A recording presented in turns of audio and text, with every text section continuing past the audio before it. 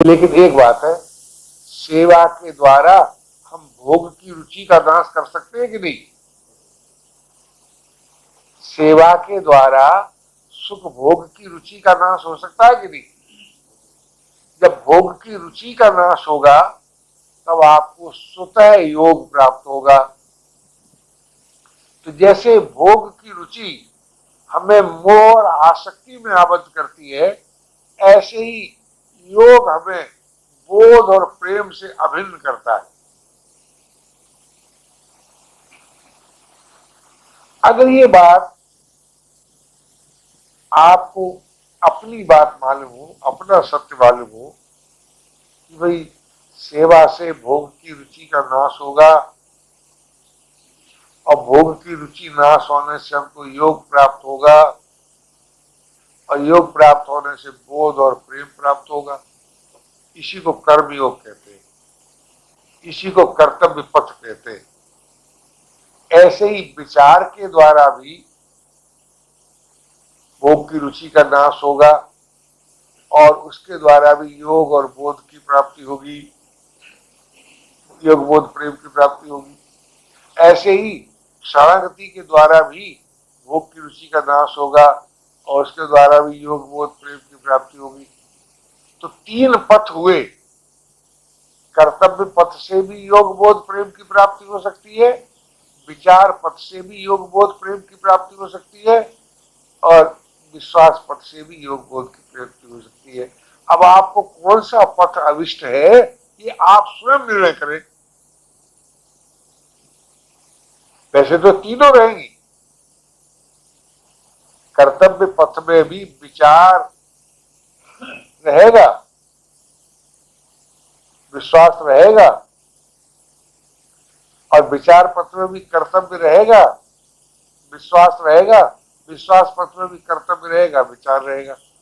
अभी आरंभ की बात है कि आपने सेवा के द्वारा भोग की रुचि का नाश करने का प्रयास किया, या विचार के द्वारा या विश्वास के द्वारा अथवा तीनों के द्वारा, आप स्वाधीन है। क्योंकि तीनों का फल है वो एक है, तीन फल नहीं है। कर्तव्य पथ से जिस योग की प्राप्ति होती है उसी योग की प्राप्ति विचार पथ से होती है, उसी योग की प्राप्ति विश्वास पथ से होती है। योग एक मौलिक तत्व है। योग का अर्थ क्या है? जो सदा है, सर्वदा है, सर्वत्र है, उसके साथ मिलन। है के साथ मिलन का नाम योग होता है। और कभी है और कभी नहीं है, कहीं है कहीं नहीं है, उसके साथ मिलकर नाम भोग होता है। क्या राय? जो कहीं है कहीं नहीं है वो तो आपको जानने में आता ही है, जानते कि नहीं है? और जो सदैव है, सर्वत्र है, वो आपके जानने में नहीं आता, वो सुनने में आता है। कोई कहता है परमात्मा सदैव है, सर्वत्र है, कहता है कि नहीं? सभी का है, समर्थ है, अद्वितीय है।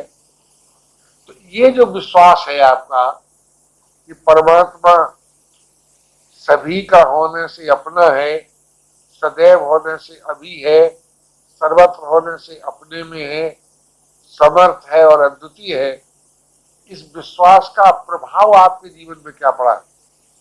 क्या आपने परमात्मा से भिन्न को अपना मानना बंद कर दिया? क्या रहा है? ये नहीं किया। तो इसका अर्थ क्या हुआ? आपने विश्वास का दुरुपयोग कर दिया, अनादर कर दिया।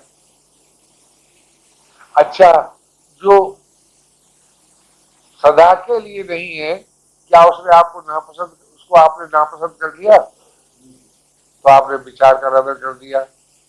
और जो दूसरों के लिए है उसको आपने दूसरों की सेवा में लगा दिया तो ये कर्तव्य का अनादर कर दिया।